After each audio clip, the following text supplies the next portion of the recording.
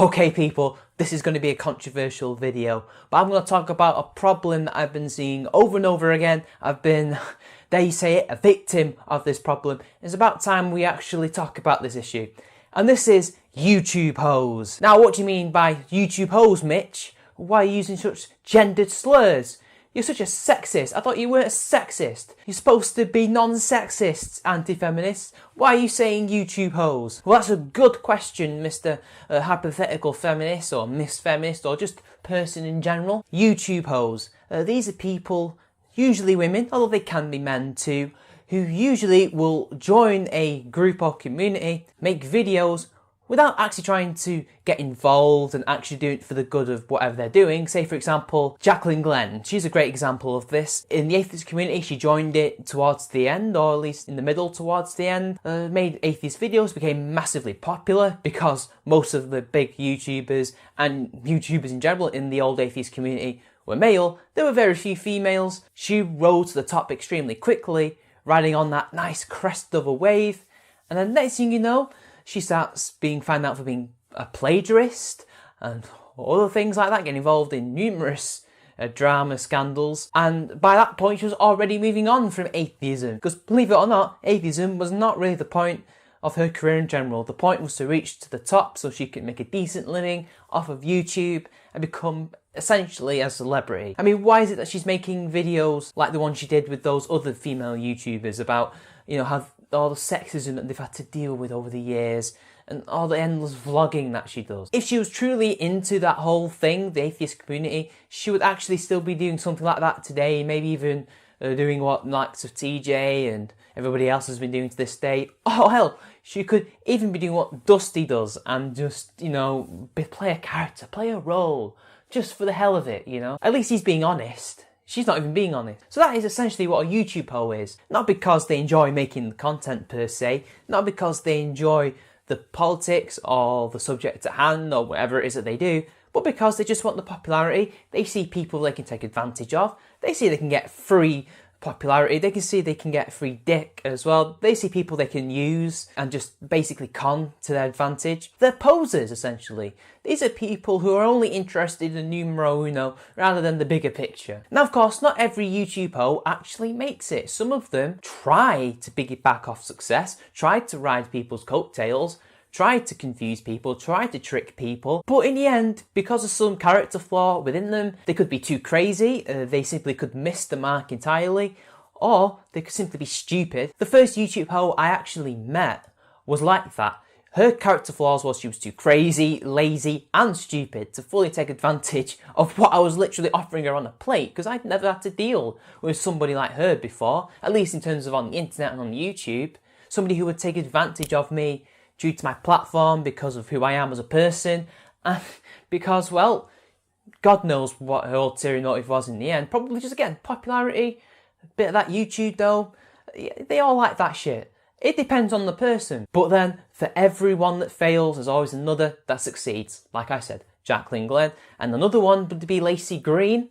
Lacey Green was another who's even earlier than Jacqueline Glenn, I believe. Came to fame through a shout out by the Amazing Atheist of all people, who was known to be an okay YouTuber at the time, an okay atheist YouTuber at the time. But then following getting absolutely wrecked by Venom Fang X, the only YouTube atheist to ever be wrecked by Venom Fang X, TJ makes a video. There might have been more drama before that, I don't know, but he made a video responding to a homophobic Christian girl who was like 17, and he called her a stick with tits, and then, oh my god, that's awful. That's such an outrage to Lacey that she has to start causing trouble. Now, most of it was actually off YouTube. Most of it was on Blog TV, what was going on, people getting banned and blocked and this, that and the other on their Blog TV things. This is how long ago it actually is. But she actually responded to TJ, and TJ had to respond back, because she was trying to make it out that he was some big misogynist, and that this was somehow a big deal, even though all he did was insult a homophobe. And as he rightly pointed out, if she was racist, would she then be criticising him? Most likely, knowing the Lacey we know today, yes, I think she would have done the exact same thing. And look where she is now, millions of subs. She no longer does videos on atheism. She does videos on, well, sex and feminism and stuff like that. And basically has a nice cushy job in MTV. Well done, Lacey, well done. Now, how do you spot a YouTube hoe? Bear in mind, I've not just met one, I've met two, and hell, I even know of two others. There are 4 YouTube hoes that I am currently aware of. Well, the first things first is it doesn't really matter about the gender, really, but they do tend to be women because they tend to be in communities that are mostly made up of men. This is not a sexist point, this is just a general pattern that I've seen. There are probably guys out there that are doing it as well, but they probably do it in a different way, and I've not met those guys because, well, they don't really tend to approach me in that way. I guess I just don't know what they do. But this is how YouTube hoes who are women do it. So first, they might get to know you. You start chatting on Twitter or on YouTube in the comments. She forms a little thing with you, a little bond. You basically end up finding her to be one of your favourite subscribers, and then one thing leads to another. You add her on Twitter, she adds you back. You go on DMs, and then hell, you might even add each other on Skype, and then you decide to start chatting about stuff about yourselves, what you're into, you get to know each other as people. Then it starts to escalate because then she starts to say that she thinks you're quite good looking, she likes this, that and the other about you. If you're British, she'll say that she loves your accent and therefore that makes you very cute, and then she might make some physical compliments about you, I love your hair, I just love the way you look, you're so dark and mysterious. If you like her back, if you think she's pretty good looking, which you probably will if you're getting duped right now, then you will also say, yeah, I think you're pretty hot. Yeah, you're pretty cool. And then she escalates it further. She escalates it. She starts saying that, I actually really like you. I really like you. I would like to meet you sometime. And you go, yeah, you know what? I feel the same way too. It doesn't matter if you are properly into her or not. The point is whether or not you're willing to do so is how she hooks into you. Then she'll start showing nudes. Now, that can probably be done very quickly in a short space of time, or it can be more of a long drawn out process depending on how crazy she is. But once they show you nudes so brazenly, then you know you're in deep shit. That is the biggest red flag. The red flags before was that, getting into you so quickly and, trying to woo you. Now look, maybe some of these girls do find you attractive and actually do like you, and they're not YouTube hoes, or they just want to be your girlfriend, and that's absolutely fine. But the problem is they then start trying to get onto your YouTube channel if they've got their own channel, so they'll try and make you check out their content and you should stream sometime. And because you like this person and you might end up liking their content, and you go, you know what? Yeah, I like this person. Come on to my stream.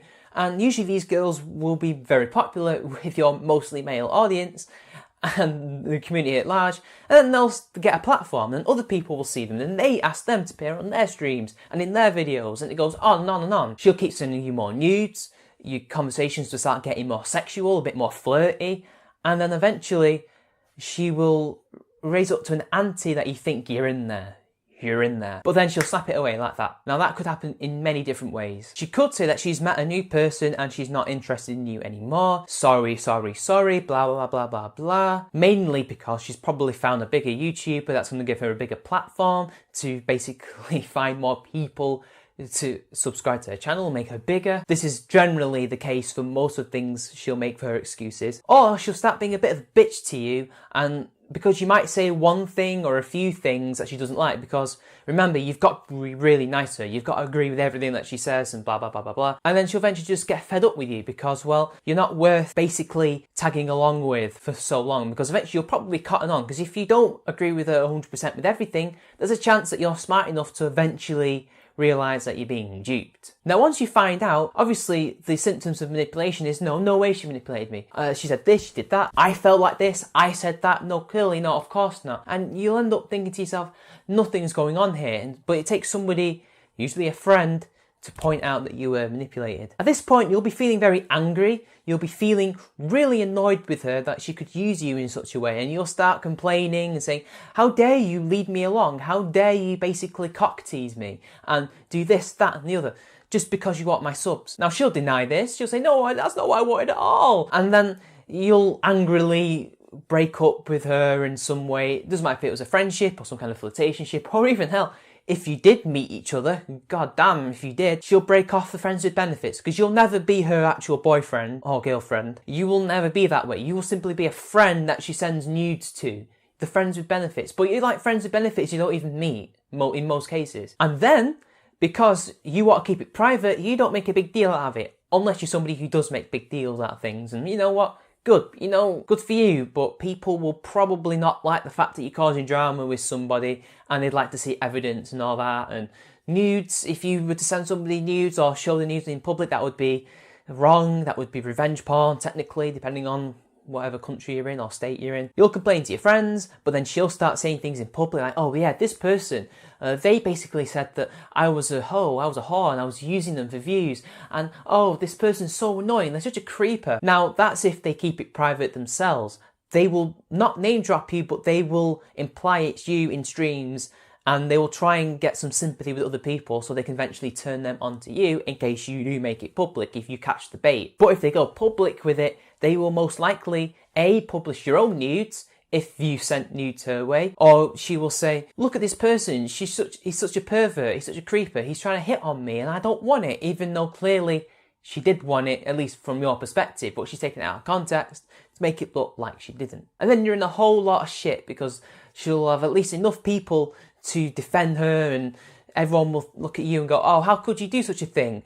And even though you're the one who's actually the victim, because of what the communities tend to be like, and because women tend to get more sympathy than men, you're fucked essentially. And they know this. They are massive manipulators. They know that this is what is going to happen. That's, of course, if they're not stupid. That's if they actually can do this kind of thing. So basically then, you're stuck with two options. Either you go public with it and denounce her and show people evidence, although that will include news, or just flirting alone in context will be enough, or you keep it private, you simply bite the bullet, you basically watch her either grow or shrink, which the latter is what you should hope for and can happen. And there's not much you can really do because it's a problem that will always persist. I can't really say I've got any solutions for the problem other than don't be gullible, watch out for the red flags that I described.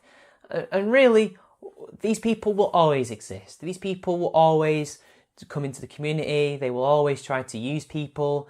I mean, you know, what are we going to do? Anyway, people, I guess that's the end of the video. Sorry I didn't name names. I only know two of them. And well, if you're going to ask me who they are, you're going to have to DM me about it.